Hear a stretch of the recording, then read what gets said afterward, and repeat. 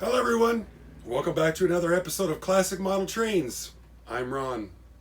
In this episode I'm going to be refurbishing a Tyco Mikado 282 in a Santa Fe livery, and I'm going to be making it pull a custom Tyco excursion consist that's very similar to the Pere Marquette.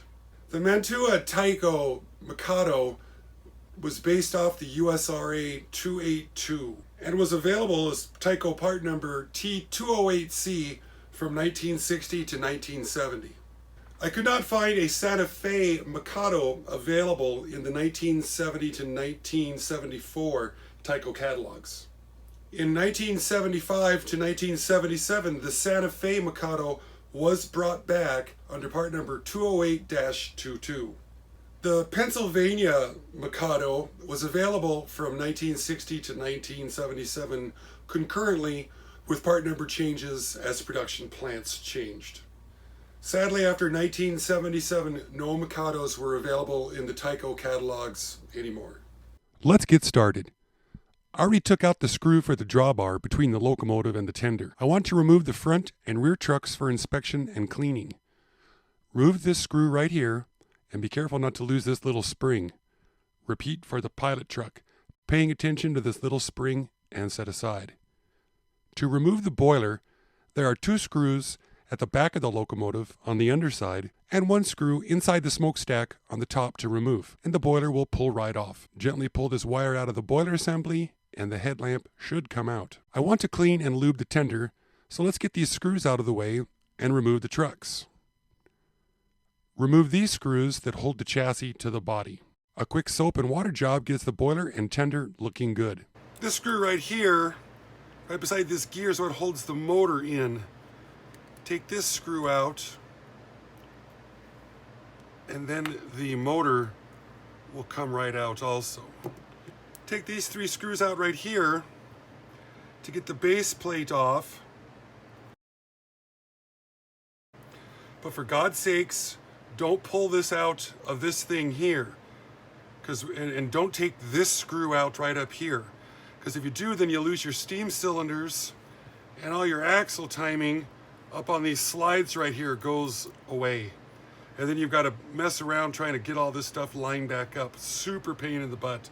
So be very careful at this part right here when you go to clean everything up, and don't disconnect those portions right there. This is a mid-70s Mikado, because the older ones, where these axles ride inside this frame, there would be a brass bushing inside there. So in order to reduce production costs, they have eliminated the brass bushing that would be in this space, well, for all the axles. Carefully removing these things, and I'm cleaning out the grease that's in the axles and the bosses that are in there. These wheels look to be in really good shape. There's no corrosion on them. I think it's because they look like they're nickel silver. So I'm just going to clean up any greasy type of residue that might be on them. You notice these 2 center ones don't have any flanges on them compared to the 2 on the end. This of course helps it be able to go around 18-inch radius tracks, because that's what they're designed for. After I got all the old oil and grease out, it's time to re-lube the axles and bosses and reassemble the wheel sets. The main rod, side rod, and eccentric rods were all a little bit distorted, most likely due to mishandling or a fall onto the ground. Tweak these back into shape and give everything that moves a bit of oil. Cleaning these armatures are quite easy because they're pretty well open. Just get in here, clean off any grease and oil that could be on them. Clean out these little grooves in between here. These are pretty big grooves too. Give her a little oil.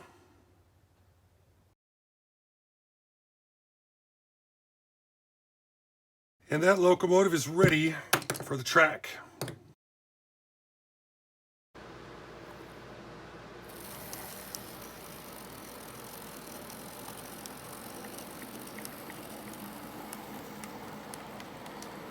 This front cow catcher's missing off of here, and I ordered up one of those new replacement ones that you can find on eBay. I believe it's probably 3D printed, I would assume.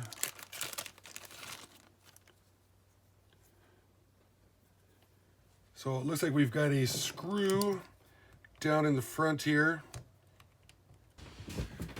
That took forever to get that damn screw out. Not too shabby. I had managed to break off the wire to the headlamp.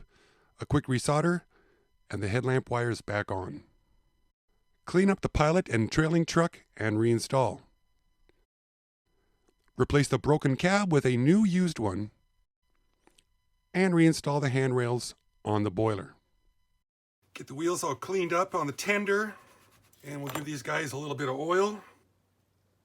One thing I wanted to mention is I clean up these areas right here with a wire brush because the ground is coming through the bolsters, in through this, and then so this whole frame here is a ground. So you want to make sure you got good grounds by cleaning all this stuff up right through here so it makes good contact. I like to add weight to my tender. I put in 4 ounces of weight on it, just so that there's some weight on the thing to push it down to make sure these make good contact. Of course, when you get these things, it's always got to be missing the rear coupler back here. They've always got to be broken off. This has got a pocket on it.